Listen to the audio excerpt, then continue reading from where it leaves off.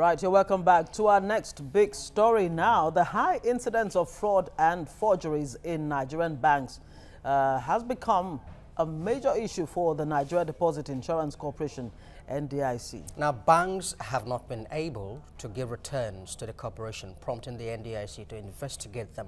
The corporation will be beaming its searchlight on the issue of malpractices involving members of staff of banks who were either dismissed or had their appointments terminated on grounds of fraudulent activities. All right, with us in the studio is a chartered accountant, Sheson Okwade. Good morning, and thanks for joining us this morning. Morning. On the show. Thank you. It looks like technology is aiding fraud in the banking system, especially when this is coming from within the banks themselves. What really do you think is responsible for this continuous rise? I mean, according to the NDIC, bank fraud due to internal abuse by bank staff increased from 231 in 2016 to 320 in 2017. Yeah. The major issue, if you observe the sharp increase, it has to do with technology, like you've said.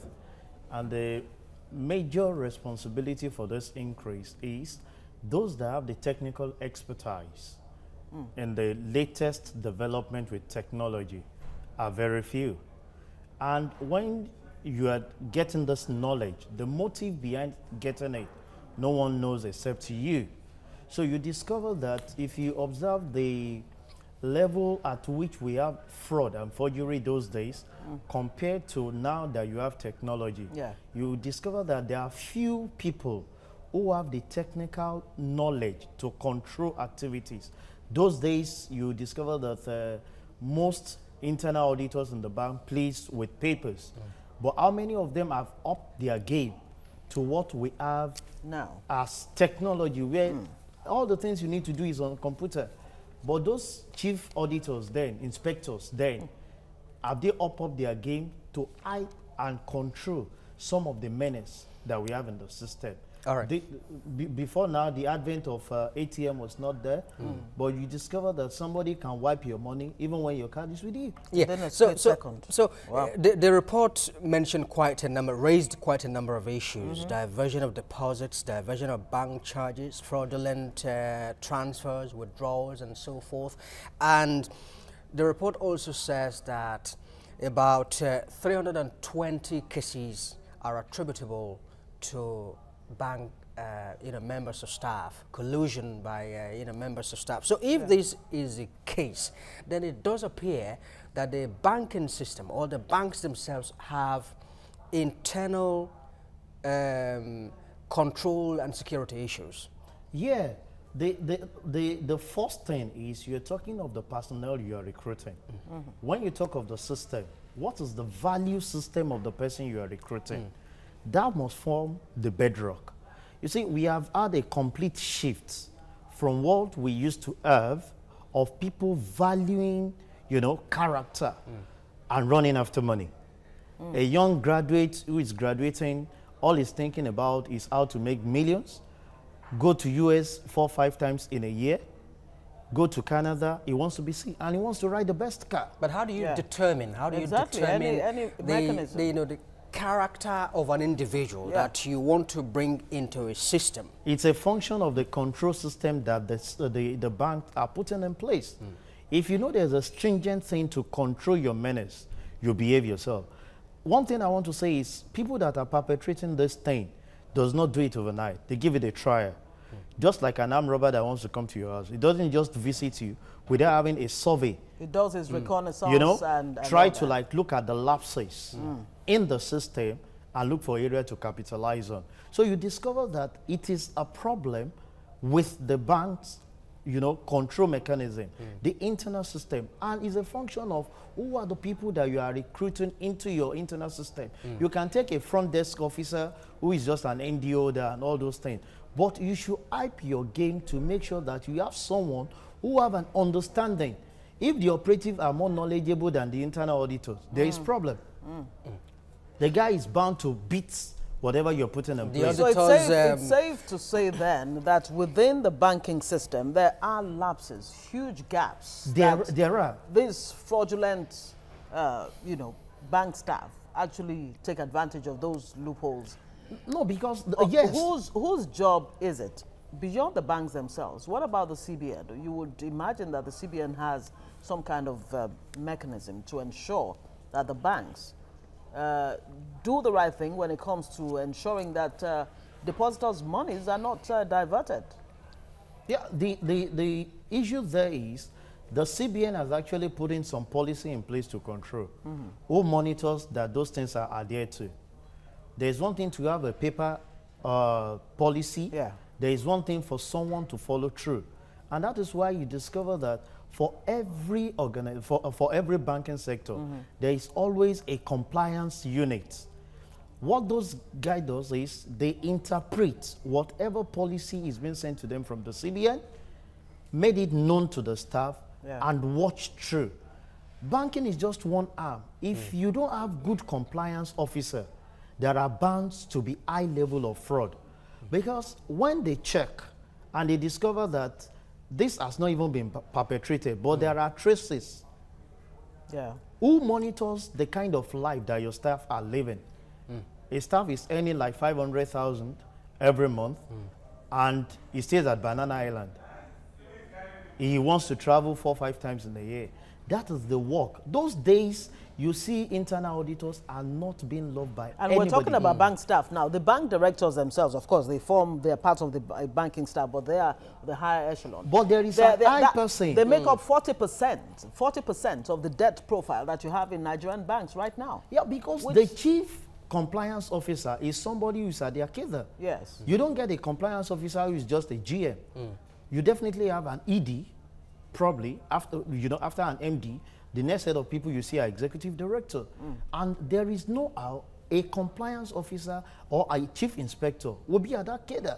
Because all you need to do is that you are in there to control the menace. You can't expect a junior staff to query the ED. Yeah. Definitely, he's lost his job. Well, yeah, the argument raised by Ngozi earlier that it would appear, or reports, surveys have shown that these frauds have been exacerbated by the use of online banking. How then do you? Banking, yes, internet banking. That's online banking. Yes. How do you check this? How do the systems, the banking systems, check this? The way they can just get this done is the young guys are more tech savvy than the old ones. Absolutely, very true. What is the level of the chief compliance officer of the banking industry himself compared to a young guy who is in audit or who is in IT? Some of these young guys might even be an IT wizard. Yeah. And the chief compliance officer is relying on 25 years experience in the banking sector. As at the time he was recruited, there was no computer. As at the time he was recruited, they were doing ledger and all those things. These things these days are done online. Somebody is just out there hacking. You know, there are professional hackers. Yes. A chief compliance officer must understand some of these things. A chief inspector. Some of this area where you need to look at is the era of you saying the year of experience in the banking sector is gone. Enough. Some of these things are just technology-wise. Would it make sense then for banks to go out of their way to actually employ hackers who can envisage, like they say, it takes a criminal to catch one. Of course. I mean, who can envisage what a would-be hacker can do so that they can actually troubleshoot. In fact, that is the end product of where we're going. Even if it is not a professional hacker, it must have the understanding of the end points of where the guy is going. Those days when we were doing internal audit stuff with some of this, the internal auditor is ahead of the operators because they write the policy, they write all those things. So a chief inspector, a chief compliance officer, I see the lapses more on them. And there seems to be some kind of hush-hush on the part of banks. I know a case right now, I mean, a real-life situation, one of the top AA-rated banks, where a customer was defrauded by his own account officer about 100 million naira. Now they're in court. But I hear now, latest development, that the bank is saying, look, come, let's settle this out of court, because, of course, they understand the implication of this getting out and how this would rub off for you to have that kind of information. Is this encouraging this kind of fraud that you're getting in the bank? That is where the regulatory bodies are lacking. For you to have this kind of information at hand, I'm sure it will swing into the public domain. Kind of. What are the regulatory body doing on such a thing? Why would you want to settle such thing out of court? It's a lapses on your path. You should pay. You see, part of the other thing we observe is that there is no severe punishment for some of these offenders. So you just feel that, please, don't let our name be messed up. You know, every robbery that comes out in a bank has a conniver with somebody who is internal. So when there are issues like this, you don't sweep it under the carpet. You have to have a heavy punishment at any level. Reach a logical conclusion. You know, reach that and make sure that you give a stiff punishment. But these days, what we observe is that when such thing happens, the next thing the guy picks some of those money and is out of the country. All right, so the Fidelity Insurance cover taken by banks to address fraudulent activities by staff. From what we have on ground at the moment, would it be safe to say that it hasn't been working the way that we would expect? It's not been working 100%. It's not been working. And more so, such insurance is just to avert a problem that occurs so that the deposited fund can be secure. Why do you create the problem in the first instance?